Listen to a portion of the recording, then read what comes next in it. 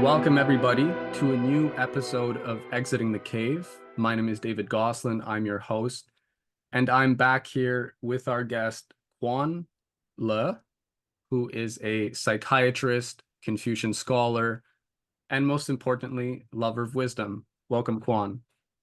Thank you, Dave. So, Quan, I figured we'd have you back. We had this discussion started in 2023, now we're in 2024, about what does it mean to have a truly aristocratic education and to have a society that is churning out as many aristocratic men and women as possible. Aristocratic in the Platonic sense, right? Where aristo really comes from the word arete in Greek, which is excellence. So when you have an aristocratic rule and aristocratic men and women, we're talking about people who deal in excellence, right? As opposed to the lower spheres that Plato defines, which are the oligarchical, the democratic, and the tyrannical, right? So who are all ultimately in one way or another operating in the realm of doxa, as he calls it, the realm of opinion. And so naturally the oligarchs are the ones who manipulate doxa, right? They manipulate the shadows on the cave walls. And then you have the upper tiers, the timocratic men, the aristocratic, and the philosopher kings. So, yeah, what does it mean to be a philosopher king in 2024? And given the crazy world that we live in, what does that even look like? How does a philosopher king get in there? It seems pretty chaotic. I will probably need the next 5 minutes to give a kind of synthesis of what is an aristocratic education. I think that the most fundamental understanding about the aristocratic education are the two words aristocratic and education. I will start with the first one. Once again, I know it's not the first time I say it, but it's a fundamental knowledge. Education in English comes from educare in Latin, meaning to bring forth from within, meaning that education is something that you unveil, that you discover, but it has already been in you. It's not something imposed from outside. And aristocratic, as you said, is from Aristos, the best, coming from arete, excellence. So it is something that you have to bring forth from within you in order to be excellent, in order to be the best, and not the best in an exclusive manner, but anyone can be the best if he managed to bring forth what is within him or her. So basically, what is needed to understand what is an aristocratic education is that we have an animal dimension that I can call the bio machine. And that bio machine is perfectly natural. Okay, there's nothing wrong with that bio machine.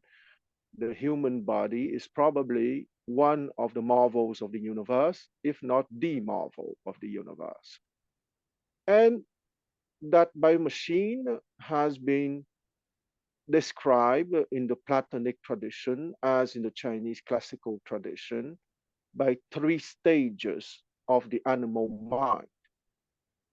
And those three stages of the animal mind can be called Acacia 1, which is the Greek word for the shadows 1.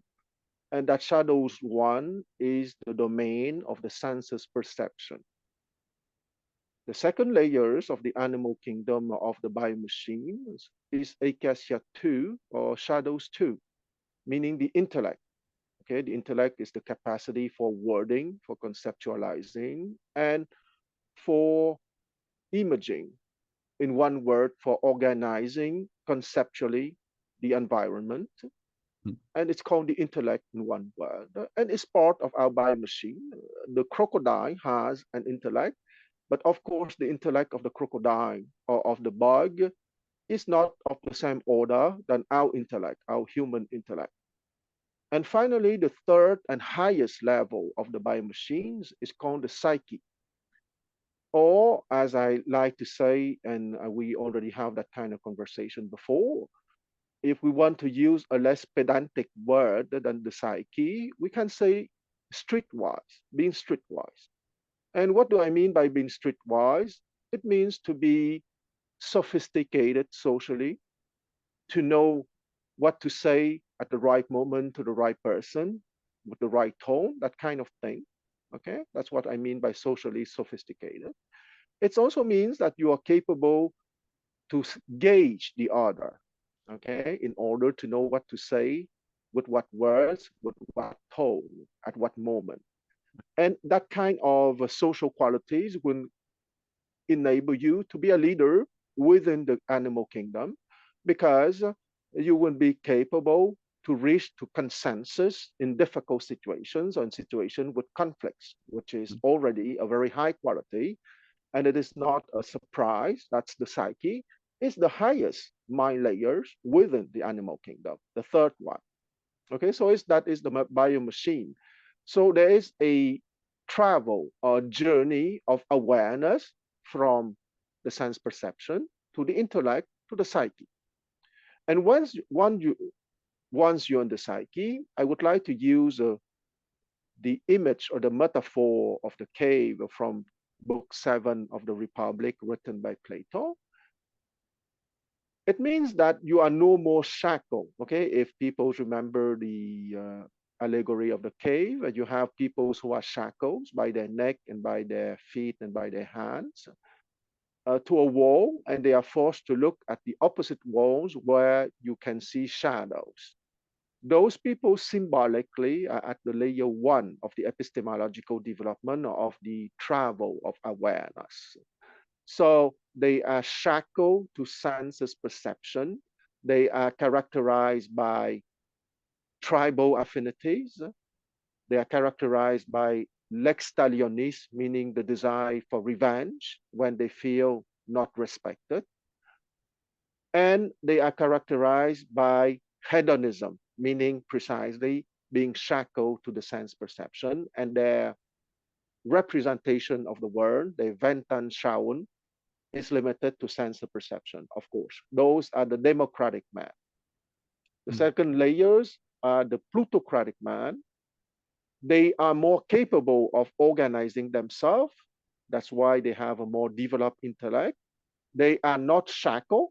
In the image or the metaphor of the cave, they are the guys on the platform playing with the puppets. They are the shadow casters. So they are not shackled first, as I said, and they are the shadow caster. They are the kings of the animal kingdoms. And third, the psyche. Those are the fact democratic man or the sophist or the magician. Okay, so I would use interchangeably those three words: fact democratic man, the sophist, or the magician. Those people are either plutocrats or plutocratic man, or democratic man who managed to free themselves from the shackles. From the moment that you are born into the plutocratic class, or you are a democratic person, but having evolved enough to unshackle yourself, you have two choices, at least two choices. Either you keep on your epistemological journey or the ascension of your awareness by going to the exit of the cave, or you climb on the platform to join the plutocrats, to advise them and to play with the puppets and to become yourself a shadow caster, or at least an advisor to the shadow casters. That is for the animal kingdom. And if some of, as I said, the second choice is to keep on your epistemological journey, meaning that you will follow the dim light to the light outside the cave.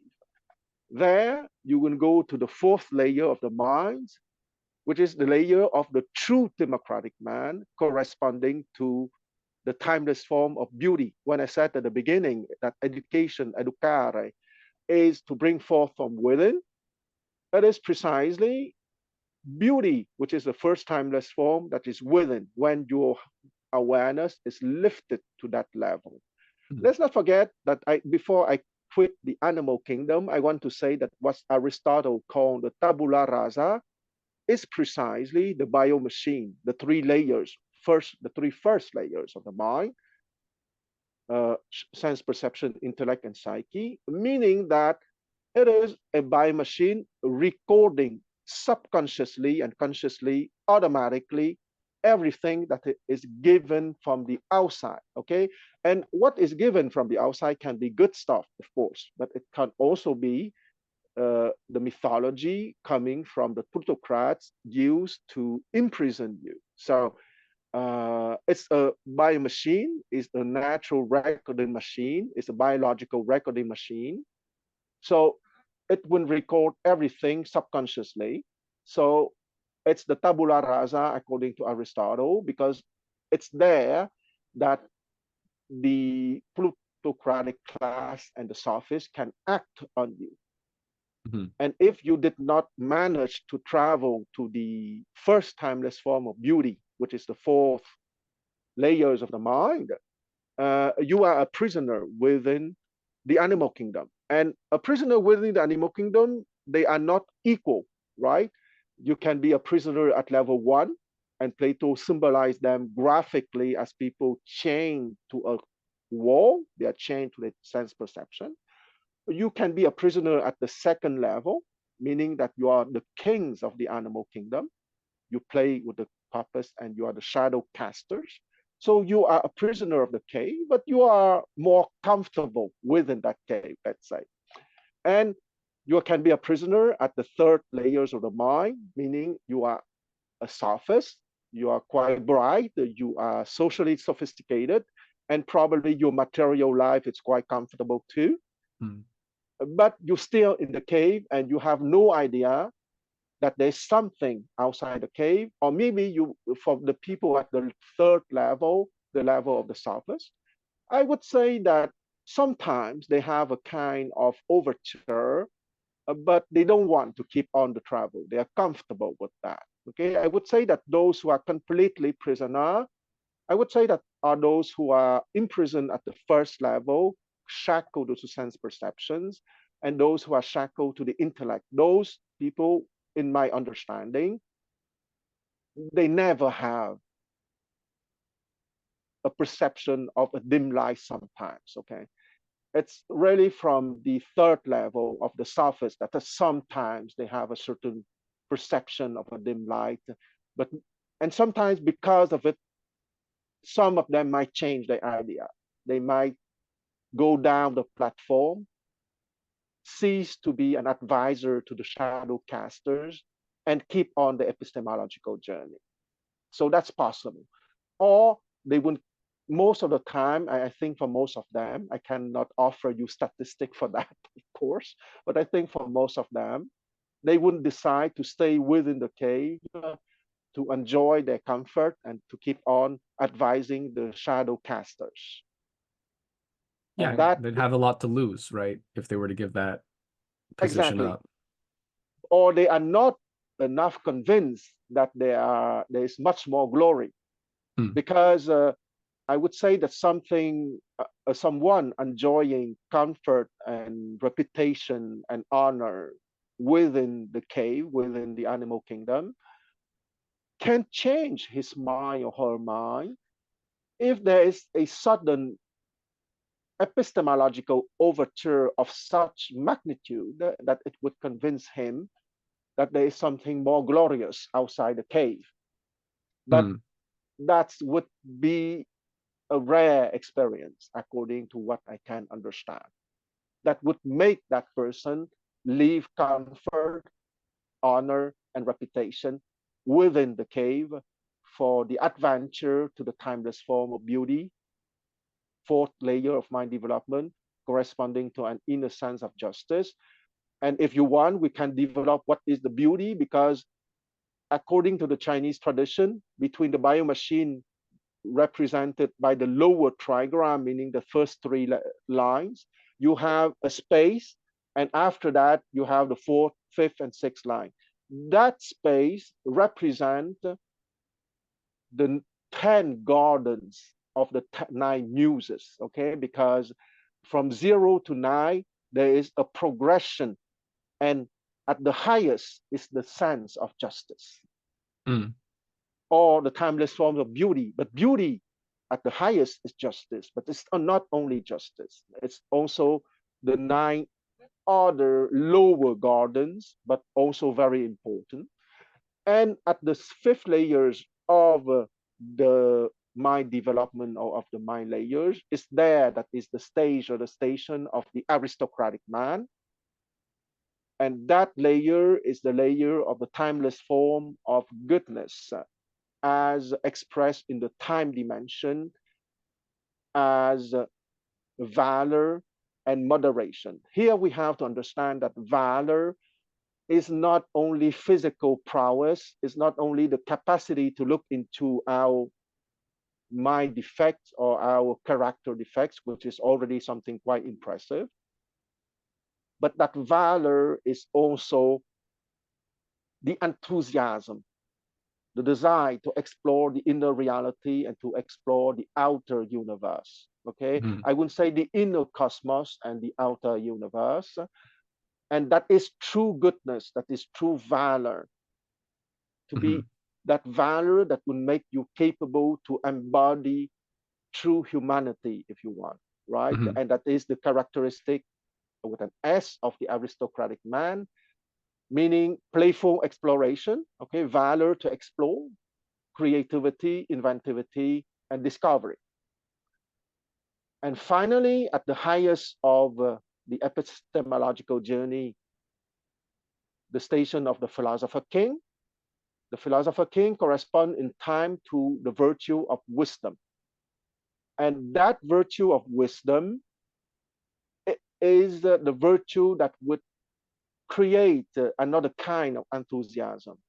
And that other kind of enthusiasm is the enthusiasm to create new, true democratic man and new, true aristocratic man. And that is the main characteristic of the philosopher kings. Mm.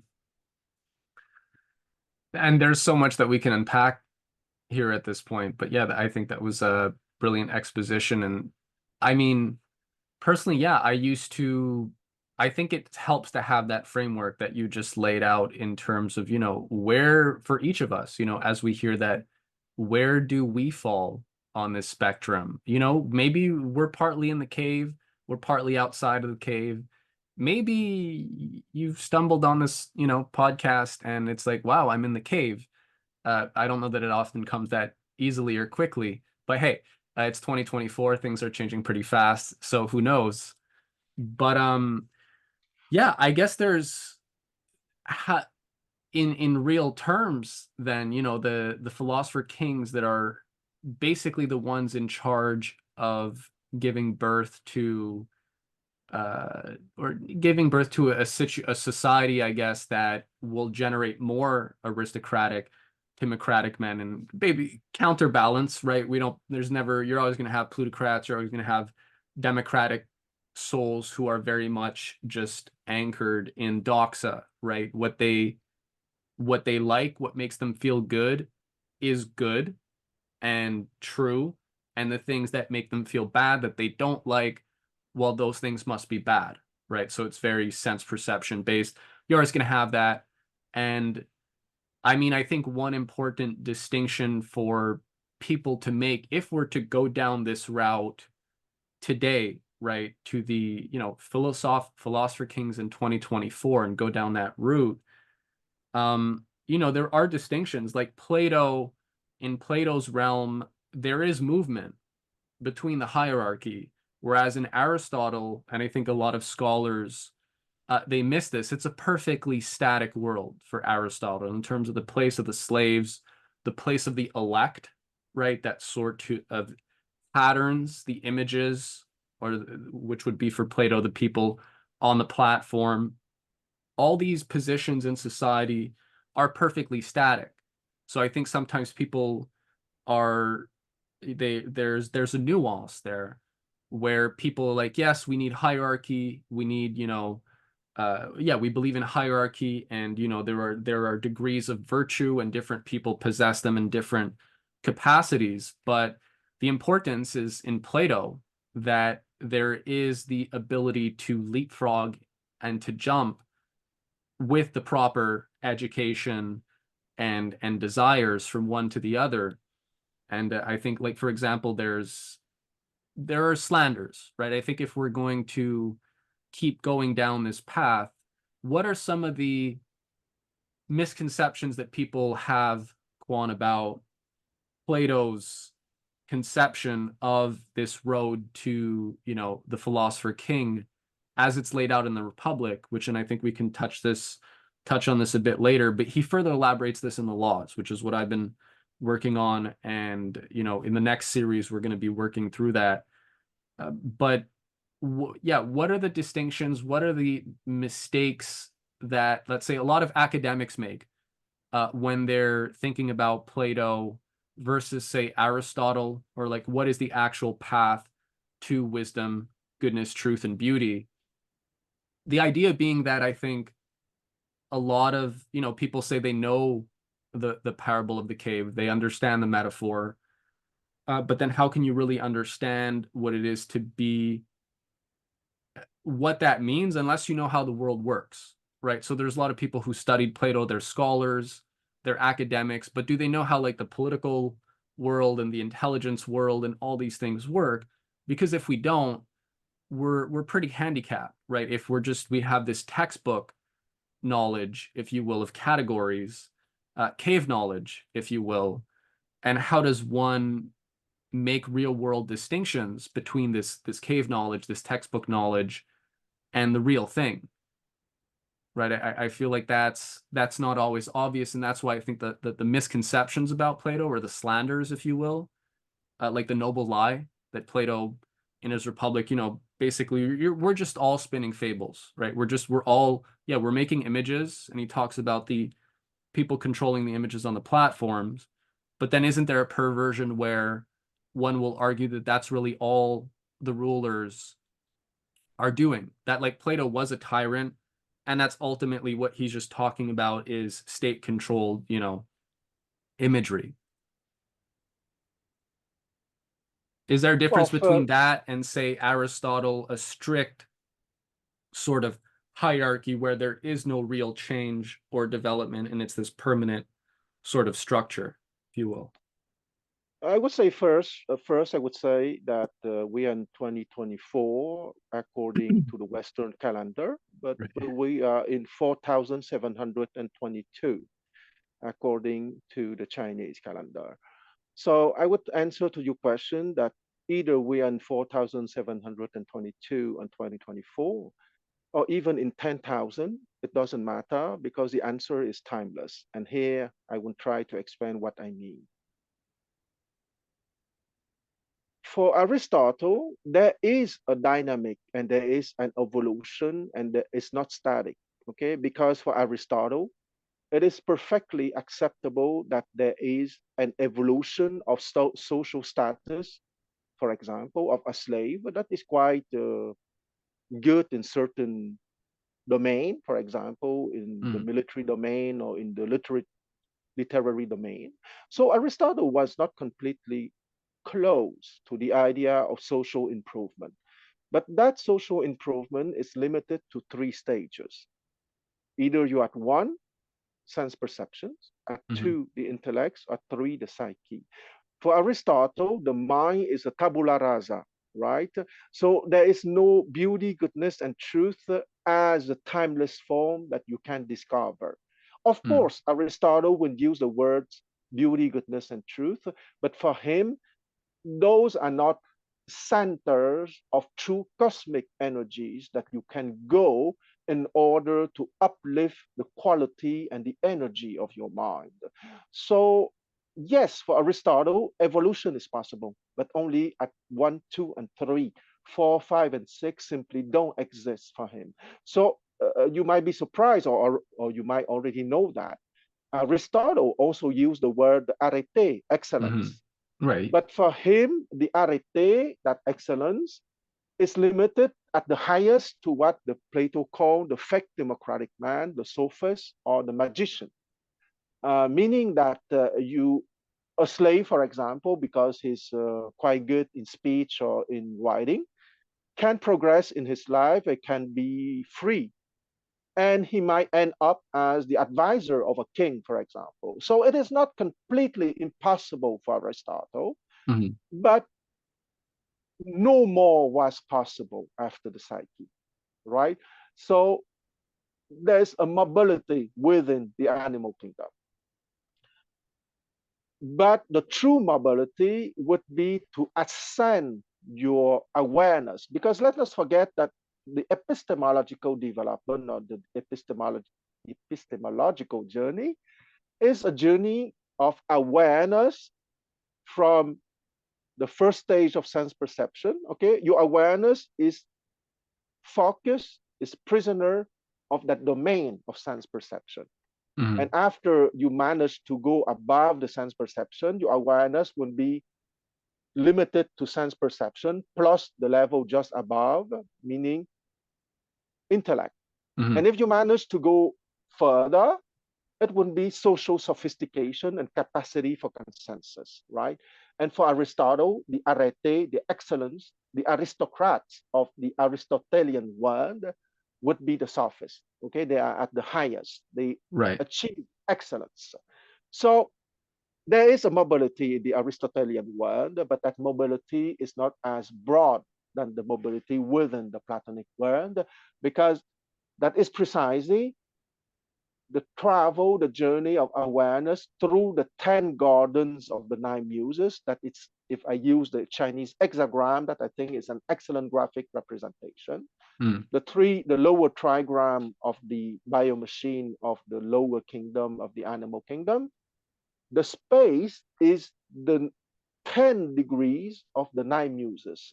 And if you want, I would like to talk about that, because that transition from 3 to 4 is most vital and most essential, because once you are in 4, you're safe, but you have to be in 4. And to be in 4, you have to go through the 10 gardens of the nine muses. What do you Mm. think?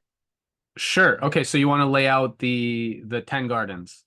Absolutely, because that is the essential nexus for someone wanting to go to the divine kingdom. Sure, let's do it. I have a curveball that I'm going to save for later, based on what you've said. But yeah, that let's lay out a bit more groundwork, because really, yeah, there is so much to lay out, and I think we're having this conversation partly with an awareness that what people are getting in academia when it comes to classical learning, classical wisdom, generally speaking, it's not the real thing. And even a lot of academics or scholars who think they have the real thing, I'd say it's just textbook knowledge, it's cave knowledge. And there are key distinctions that we can make to prove that, to know this as an intelligible thing of, is it an imitation or is it the real thing? Is it doxa or is it episteme? There are ways to prove that. That's what the Socratic method is. And so what we want to lay out the groundwork to play in, right? So we can play with these concepts. So absolutely, 10 gardens. Okay, so if you want to go to the forms of the timeless form of beauty, in time you have 10 gardens, and the first of those gardens is called garden zero for me, right? Because there are nine muses, so to get 10 gardens, I call the first one zero to end up with the 10, which is the number 9, corresponding to the highest form of beauty, justice. So just let's go back to garden 0 and 1, because 0 and 1, the director is the same muse. She is called Urania. Okay, Urania is the muse for astronomy and mathematics, and Right. mathematics is the garden 0. Why I call it the garden 0? Because it's the lowest form of beauty, but it's a timeless form of beauty all the same. And mathematics is the first layer when you learn to understand, to immerse yourself into what is called harmony. or the harmonic proportions. Okay, when you deal with arithmetics, geometry, the more complicated branch of maths like the set theory or integral, Transfinite. etc., you are dealing with numerical harmonic proportions.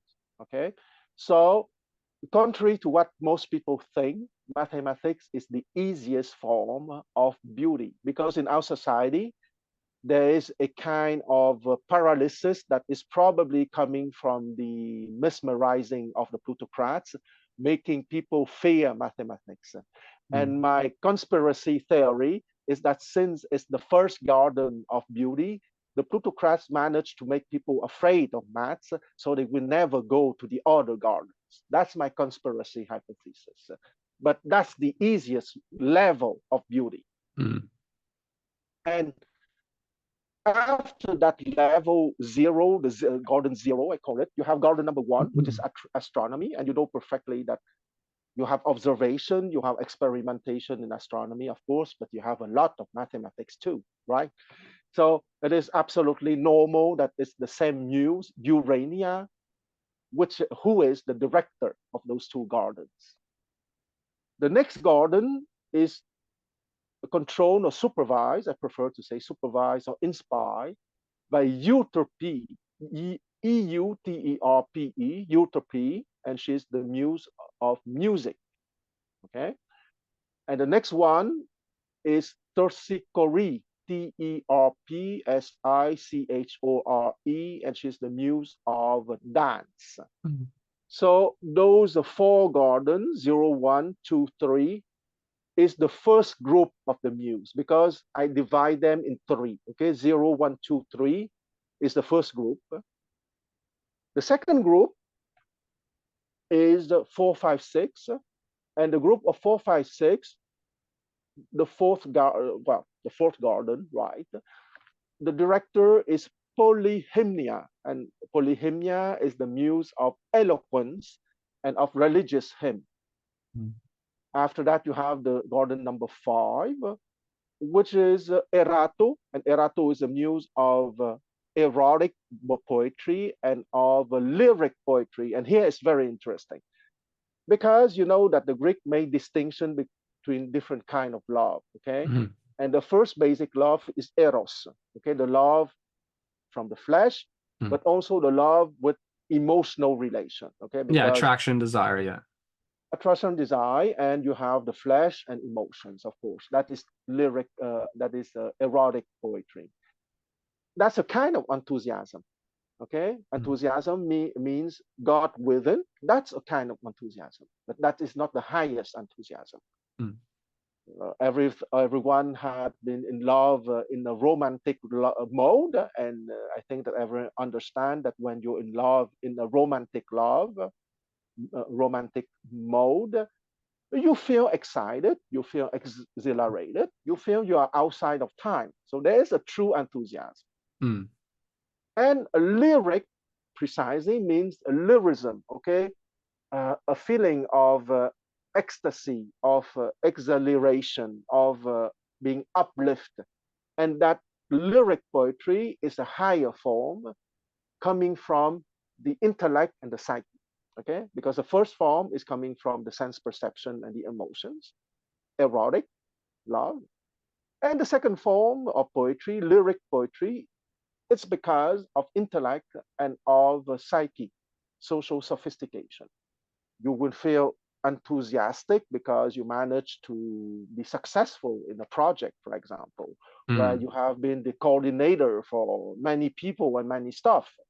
So it's a true enthusiasm, which is above the erotic and emotional enthusiasm, but it's not the top. And that's here that we go to the next muse, Calliope, Calliope. And Calliope is the muse of epic poetry, okay? And epic comes from the Greek word epos. Epos means the good, okay? So here we are beginning, okay? So let's not forget, okay? Keep in mind the image of the Chinese hexagram, okay? The first lower 3 lines is a lower trigram, the biomachine, the animal kingdom. You have a space. After that, you have the three lines of the timeless form of beauty, goodness, and truth. That space can be uh, numerically graded from 0 to 9. So at the stage of the muse Calliope, you are at the middle of the space. You are closer to the fourth layer of the timeless form of beauty. Okay, Hmm. because when you are truly in beauty, you are no more in the space. Okay, when you are truly in beauty, you are at the last garden, justice. Okay, but before you reach to the last garden, justice, you're still in the space. Okay, so the travel in beauty is very dangerous. Okay, because before you get to the ninth garden, meaning the Mm. true form of beauty, justice, you can fall down to the Right. third layer. So I think that in the Christian tradition, there's a stuff called the Jacob's ladder. Mm. Well, all the hexagram is the Jacob's ladder, but the Right. space between the lower trigram and the upper trigram is very dangerous because as long as you're not in the ninth garden, you can fall down. That's why you see in society that they are very sophisticated people, capable to talk about poetry, philosophy, having refined manner, aristocratic behavior, and so on. Mm. But in reality, they are part of the animal kingdom. They are simply the most refined representative of the animal kingdom. Because as long as they did not reach to the last garden, the 10, which is number 9, because we start with 0, Mm. they are not truly in the divine kingdom. They are not truly to the true arete, to the true excellence. Yeah, and then just to introduce, I guess, one fun heuristic here. I mean, the difference between one can have enough cleverness to be able to artfully manipulate images and to speak eloquently, right? To use rhetoric and all these things. So one can have a good deal of cleverness and be able to manipulate all these things in a pleasing way, but that doesn't mean they have wisdom, right? One Absolutely. can be very clever without being wise, right? And so if we're going to keep going up that ladder and climbing further into those gardens, I mean, at a certain point, there is the leap towards wisdom, which in a sense is, I mean, we could say so much about, yeah, what is the nature of that leap? But yeah, so cleverness versus wisdom, I think that's a useful distinction to make, especially when we're dealing with people who do deal in eloquence and can are decent image makers, if you will. Absolutely. I like very much cleverness because for layer 3, I usually say streetwise versus wise. But Right. cleverness is certainly a good substitute for streetwise. Mm. So we still at garden number 6 with Calliope, muse of epic poetry, but she's not only the muse of epic poetry. She's the muse of philosophy, of literature, of arts, Mm. of sciences. So she is the oldest of the 9 muses. Okay, so it's not a surprise that she has the biggest responsibility, let's say, within the 10 gardens. And she's Mm. at the middle, right? The 6 is a little more than the middle, it's at the 2/3 of the journey. So for the people reaching to the 2/3 of the journey, they still can drop down to level 3, but they're closer to the goal, Mm. of course. And here we can go to the last group of 3. The Okay. first group is 4, let's not forget, 3, well, 4 subjects and 3 muses. Yeah. The second group also 3 muses, and the last group is also 3 muses. And the last group, you have Melpomene, Melpomene, which is the Tragedy. muse of tragedy, of course. Why I put tragedy lower than comedy? Tragedy is easier than comedy because to have a right sense of humor, uh, when you laugh, you can laugh against the other. You can turn the other into derision. That's easy comedy. But true refined comedy with refined irony that that doesn't laugh at the other, that doesn't turn the other in derision, but would offer a philosophical lesson that would heal everyone, Mm, that is much more difficult than mm, tragedy, believe me. So that's why I put comedy as higher than tragedy. mm. And comedy, the muse of comedy is Thalia, Thalia. And she's also the muse for pastoral poetry. Pastoral poetry is the poetry about the countryside, about a simple life, about a philosophical life. Okay, it's not a surprise that the muse of comedy is with pastoral poetry, because is a little bit the framework for the philosophical life, the life, the quiet life in the countryside, to to prepare your mind. Contemplate, ruminate, yeah, allow things to simmer and Absolutely, and mm, it's the penultimate garden to mm, the ultimate one, and that ultimate one, of course, is the muse of universal history, Clio, Cleo, yeah. Clio, and that muse of universal history, Clio, is upholding justice, okay, the highest form of beauty. And when you reach to the 10th garden, supervised by Cleo, you are safe. You are truly in the divine kingdom, because justice or morality, true justice or true morality cannot be preached. You have, and you need to have a deep understanding within your mind, within your heart, within your soul, that certain acts are so ugly that it is simply impossible for you to commit them because it is so ugly. Mm, Okay, when you have that deep understanding, that deep penetration of beauty in your heart, your mind, your soul, you will never do something ugly, because it would kill you to do something that ugly. mm. And that is true morality and true justice. Yeah, I think no, that's definitely right. To do an aesthetical judgment in a sense, the morality from an aesthetic standpoint is arguably the highest um, level of judgment on a thing, where you're not just because, sure, maybe you don't want to do something, because of pleasure or pain, right? Because of potential punishment. So out of fear for your reputation or for consequences, you wouldn't do something. So morally, you'll do the right thing.